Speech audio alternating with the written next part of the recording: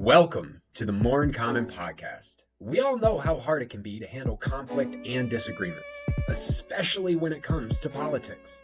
These moments can strain even our closest relationships, and that's why we're here. I'm Keith Richardson, and for over 5 years, we at More in Common have worked with professionals from all walks of life, NFL teams, tech companies, and community leaders, ultimately to improve how people connect and communicate. And with my background in psychology, I've spent 20 years refining strategies that focus on compassion and understanding.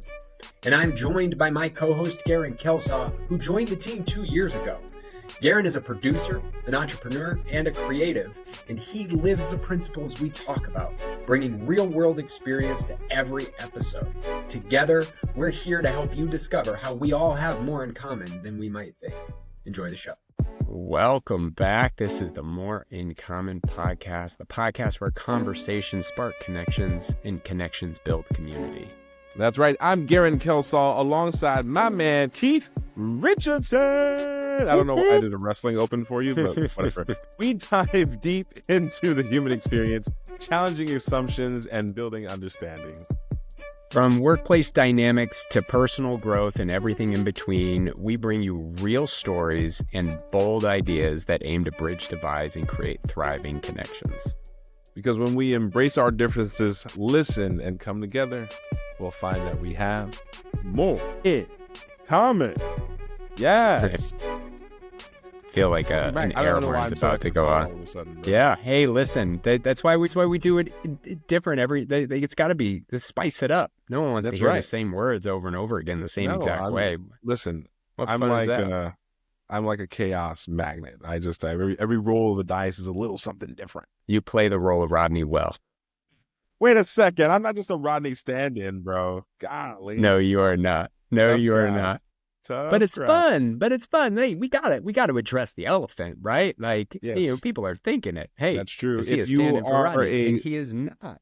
Longtime listener of the More in Common podcast, I am not Rodney Campbell.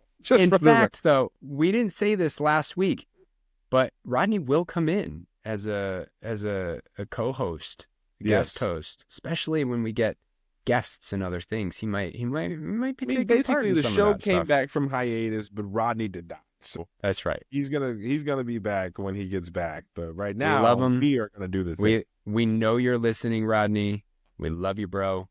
And we're probably just judging me hard time. Yeah. Look at the baby. So this week, what are we getting into today? We're going to bring it back to the more philosophy, man. Today, we're going to talk more about being open to listening, right? How do we focus on listening as a tool for better communication? It's one of the things that I think people overlook a lot, especially nowadays. Don't get me wrong. People have always loved to hear their own voices. But I do think in our social media era, the importance of one's own voice has now, become way more forefront than it used to be. I think we look at us. Look at us right now. Look at us. Let's call it what it is, right? No, it's exactly what it is. But I do think that part of the reason why we are both here is because we do focus on listening as a tool for understanding and communication. And that is part of the more philosophy. So what do you think about how we confront that now, and how did it become part of what you teach? I'm very eager. I'm going to give a little bit of high level here, and then I'm eager to hear the journey this has taken for you. You talked a little bit last week, the journey that this whole process has taken you on since you started working with us about 1.5 years ago. But really, let's level set. We're going to talk about all of these in different capacities, and we're going to reference them a lot, so it's important that we introduce our more philosophy. Our more philosophy to compassionate connection is meet people where they are, open to listen more, remove assumptions, and embrace curiosity. We could spend 1.5 days on each one of these, as simple as it may sound. More is designed to be simple for all the reasons we talked last week about fight, flight, freeze, fawn. Like, you're in that moment where you're threatened. You need to call in something that's simple, that's repeatable, that you have in your tool belt to get you to the place to use crucial conversations or debate tactics or whatever, the book that you're reading right now on navigating difficult conversations gives you insight into do. So open to listen more is the second pillar. The reason I think it's really important we talk about this coming off of last week, where we talk about establishing parameters, is it's really hard to say, hey, I'm open to having a sharing of ideas because I want to hear you out so long as you're willing to hear me out, right? This is the important piece. Both parties, that's why establishing the parameters matters, because you need both people to commit to listening to one another, right? But you also have to be committed to actually hearing what the other person has to say. Now, listening, there's a ton of stuff out there about listening. How to listen actively, how to do that. Let's be very simple with it in practical sense. When you're listening to someone talk and they say something that gets you fired up, or they start talking about something you don't care about, maybe they have a love for candles, right? Remind yourself, and no shout out or shot to anybody who loves candles out there, right? But I imagine you as a person who loves candles have to seek out other people who love candles. Like in the same way, if you're into sports and you're talking to someone who doesn't care about sports, right? Like they will glaze over because they don't care. Listening to what people say is a very difficult thing to do. Because you're ascribing all your judgments, you're ascribing all of your biases, you're ascribing all of your prejudices and your everything that comes along with it to the words that they say. And it's all happening at the same time. At the same time. How do we do this? It's crazy. Like, open the listen more. Like, sit there and remind yourself, okay, just listen, just listen, just listen, just listen. You might get distracted by saying that, you might miss a few words, but that's okay.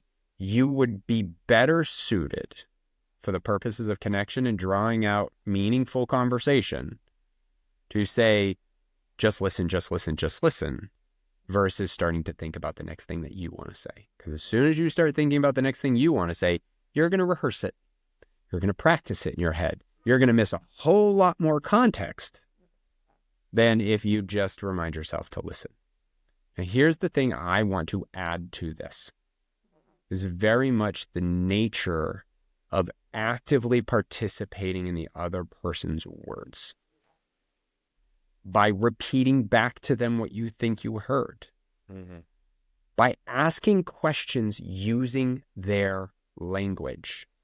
Look, when someone tells you something and you come back to them and you repeat back to them what they said, and you do it in the form of a question, they're more likely, it's not a guarantee, nothing's a guarantee, they're more likely to go, that's a good question. It's like, yeah, because you're literally hearing the words that you already said. Different parts of our brain process the creation of language versus the processing of information, right? So you're just hearing it, like they get a chance to hear it, and you're not putting your judgment on it. The other thing I'll add, and I think this is like, I'm a big advocate of questions, so long as you're not questioning with intent to be like, oh yeah, so do you really think that? Or like you're trying to be a dick about it, or trying to come up with some sort of belittling question. A gotcha question? A gotcha question, yeah. Be curious, like be sincere in your questions. Also recognize that actively participating in the words someone else is saying is demonstrating that you are actually listening to them. When you actually listen to somebody, you are creating a space of psychological safety. Trust is being built. They are then, and this isn't some political dynamic of liberals doing this for conservatives. Both parties need to do it for both, right? Everybody needs to listen to each other. When you demonstrate, when you create that space, you create that trust, the other person is more likely to then listen to what you have to say. When someone feels heard, they are more likely to change a prejudicial attitude that they've already expressed simply because they feel like you took the time to understand what they were trying to say. Yeah. And if the goal at the end of the day is to come to a common place of understanding, listening is the statistically more probable way of doing it than shouting at someone and trying to shame them. It might make you feel better. Listening might be harder. But if you have a purpose, and that purpose is to draw connection, come to a common understanding, and possibly change someone's mind, only way to do that is sincerely listen. I think that's such an hear the other person, especially to what we were talking about last week, right? So like if you're going to make the effort to establish a safe boundary, a safe place to have the conversation that someone wants to have or that you want to have with someone, then what's the point of that, right? We were talking last week about outcomes. What's the point of that outcome if you're not going to focus on actively listening in a way to gain the trust, perspective, and, overall view necessary to come to some sort of understanding? I think that is really the process overall. And look, our brains are bad at processing averages and statistics. So that first time you engage in these small steps and the other person's just not changing their mind, it doesn't mean it's not the right approach. It just means you're engaging the wrong person at that time. And look, that person might be the wrong person. You might be the wrong person at that time. Mm-hmm. We'll get into meeting people where they are another day. Sometimes the time you have with that person in that moment, it's just not the right time for them. And they've got another 2, 3, 4 years before that is. But it doesn't mean in the 8 billion people on the planet and the thousands that you interact with, that one person should influence your commitment to putting these into practice on a daily basis. No, I will say that this is one of the things in going through, training with you guys and being a student of this, was one thing that I thought that I knew that I definitely didn't really know as much on. I think that I've always had to learn about what active listening was. But I am also a debater. And so there was a lot of me that was always kind of preparing, well, how am I going to respond to that? Or even listening for weaknesses, right? Mm-hmm. Listening for weaknesses in your argument, listening for the argument that you offer that's not your best, but that's the one I'm going to clue in on when I respond back to you. To being able to change that, especially when, right, it's not a collegiate debate where there's no trophies involved. And you do want to get actual real understanding, right, with loved ones. And it's hard sometimes because emotions are high, feelings are raw. Oftentimes these things are happening fast. And your point about actively listening and using the words back, but not in a mocking way, but legitimately and with earnest and honestly being like, okay, so if I'm hearing you correctly, you're saying X, Y, and Z. That right there changes the ball game for you. I gotta admit, having used that. Yeah, so dig in on that. Like you just shared generally the journey that you've gone on. Like specifically, what are some of the things that you've practiced that have been meaningful, maybe challenging at times? I think definitely just doing that. Thinking that you're a good listener means that you hear things and then you operate on them, right? but actually stopping and slowing down and going, okay, so if I'm understanding you correctly, this is what you're saying, or this is what you would like, or this is, you know what I mean? That perspective switch, I think, is something that I actively do more now, which is different for me, which takes the time to do it. But I find the reception of it to be very strong. I find that people really do go, wow, yeah, thanks for actually, you know, an acknowledgement statement that is listening, really hearing their problem, makes people feel seen and heard. And to your point earlier, it's all about creating, if you want a stronger bond, if you want stronger communication, creating psychological safety is where it's at, because that's when people open up. Otherwise, you're only going to get the little bit about them, the hard external shell, right, of the M&M. They're not going to give you that soft milk chocolatey center because it's dangerous. And so you got to build psychological trust and the feeling of psychological safety first in order for people to be able to share with you what's really going on. It's a wild thing about the human experience is that our fundamental core, we are survival beings. Like finding purpose is about surviving.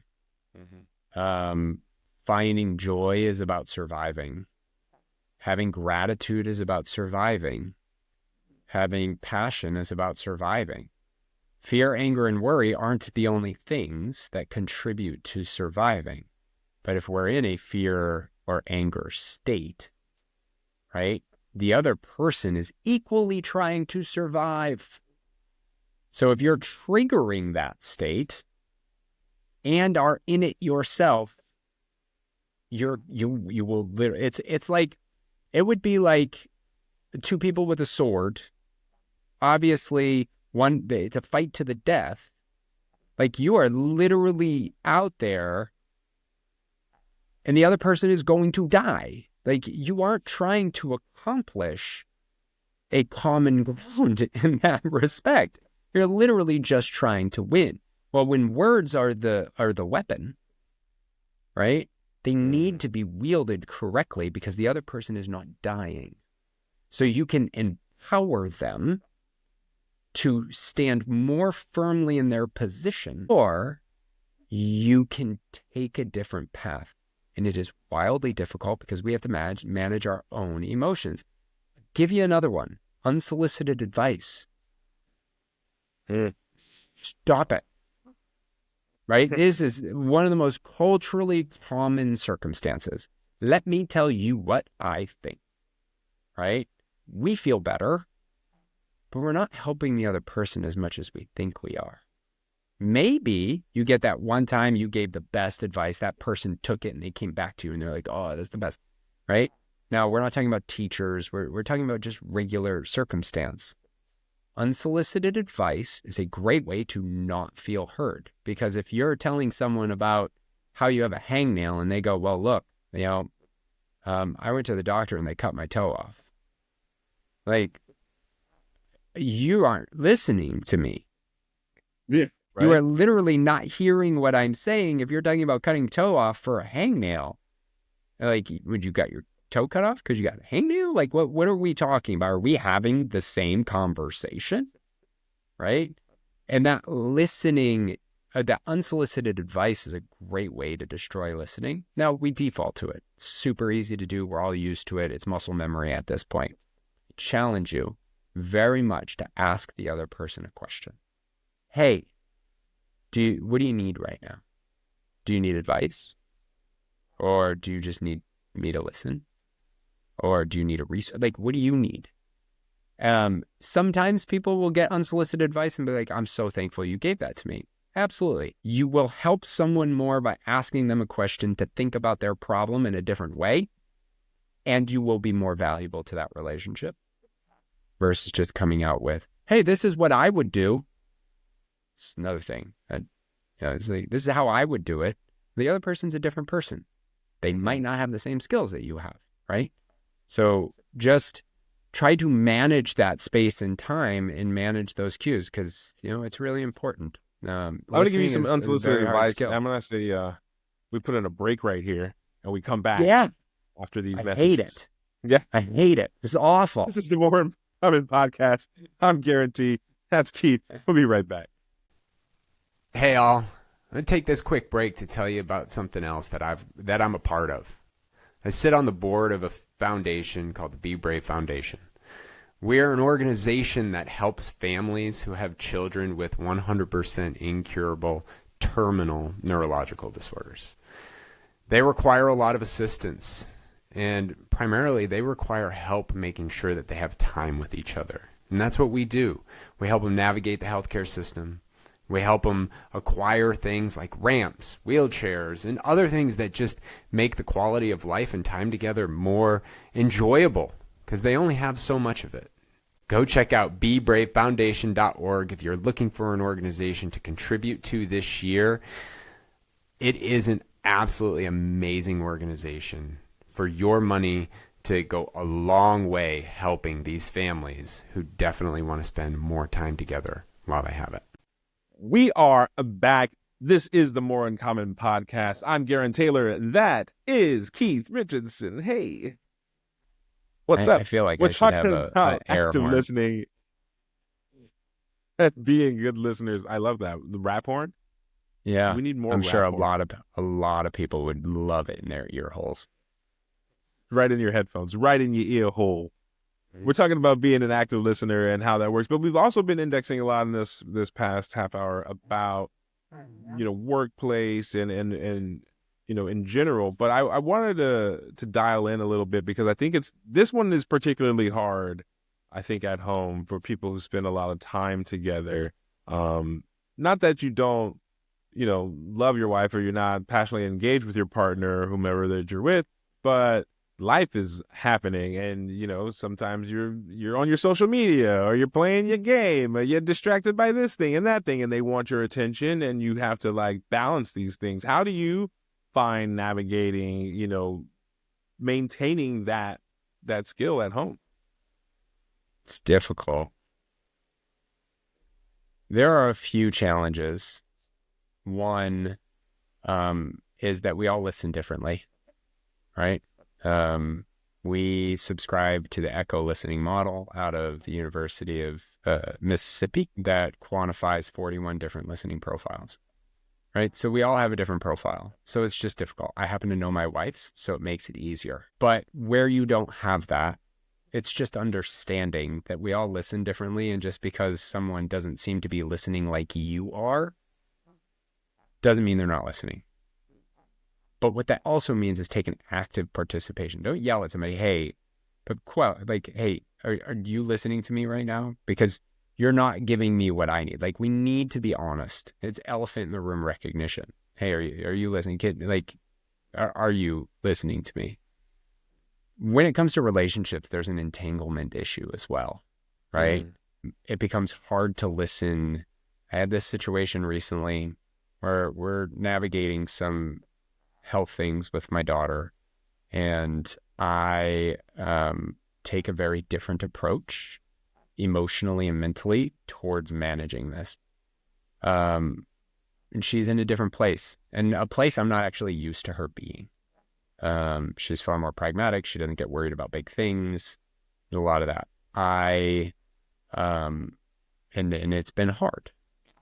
And we had a conversation recently, and it was really difficult for me to process the places her mind is going, right?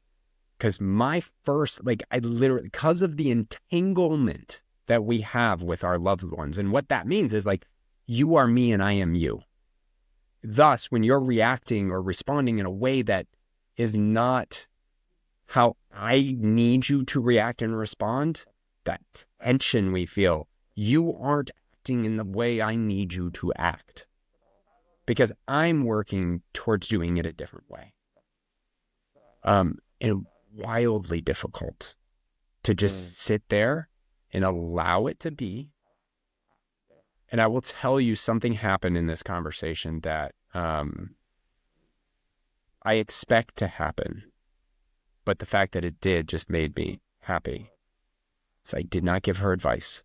God, it was so hard. There were moments where I'm like, yeah, right? And then I would actively say, okay, I'm not going to give you advice because your emotional experience is valid and you need to experience what you're experiencing. She came back after she was done sharing and I listened.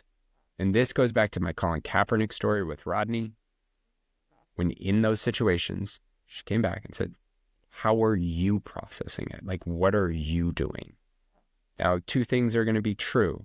One, she is now more open to hearing what I have to say because she invited it in as a response to my reception of her information. And then two, the sharing I am providing will have a different impact on them. This goes back to the Kaepernick, where I was probably expressing some prejudicial attitudes, but when Rodney heard me out, and then I gave him that question back and said, hey, dude, what do you think? I was more open to receiving what he had to say, and it changed my mind, right? And this conversation I had with my wife was material, wildly difficult, and it requires such focus and attention sometimes, depending on what the situation is, but it matters, and it's worth it. And it also requires both people, right? But so that's what we're here for, right? Right. Bold ideas, bold intent, trying to push things bold forward. Intent. I like it. Like if the other person's not listening to you and you're doing everything in your power to listen to them and they just shut down everything you say, that's just unhealthy. Number one. Number two, elephant in the room. Like we're talking about setting parameters and boundaries. I need you to hear me. Are you in a position to hear me right now? Because if you're not, maybe we come back in an hour. Maybe we take a break. Maybe we step away for a few minutes because I need you to hear me, right? And be bold about it because it's not easy, but that's how we navigate these relationships that we all want to be in. Not the only way, but I just kind of like, the only way, and that's just not the way it works. Well, I mean, listen, I think that communication is fundamental for all of our relationships, be they at work, personal, loved ones, friends, family, kids. We all have to be able to communicate. Otherwise, there's a lot that happens in the unspoken, right? So, but we've talked a lot about what active listening looks like and how it can offer the deeper understanding and perspective. What was that? Oh boy, that like you were going. A lot can happen in the unspoken. I just love that, bro. That is just like that's the title of this episode. There's a lot it can happen in the unspoken. It's wild. No, that's so good. So true. I mean, we could talk about listening for hours and hours and hours, right? So there's so much to learn about listening. But when we talk about cultivating compassion, I think it's one of the most important pillars about learning how to do that is really being able to take off your judgment lens, take off your preconceived notions and legit listen to somebody, share with you what's going on. Amen. Cool, man. Well, look, you want to bring us out as we close up this episode?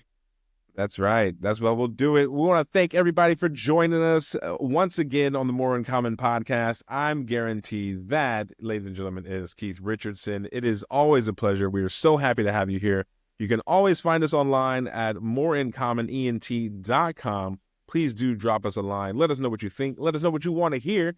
And Keith, what do you have to share with the people? Yeah. Hey, subscribe, leave a comment. You know, all those podcast things that help boost our ratings because you think other people can hear our content and actually gain value out of it. And we're on every platform. So tune into your favorite podcatcher, as the podcasters like to say. Yes. And we'll be with you next week. Like, share, comment, do the things. We'll see you here. We're out. Bye, everybody. Deuce.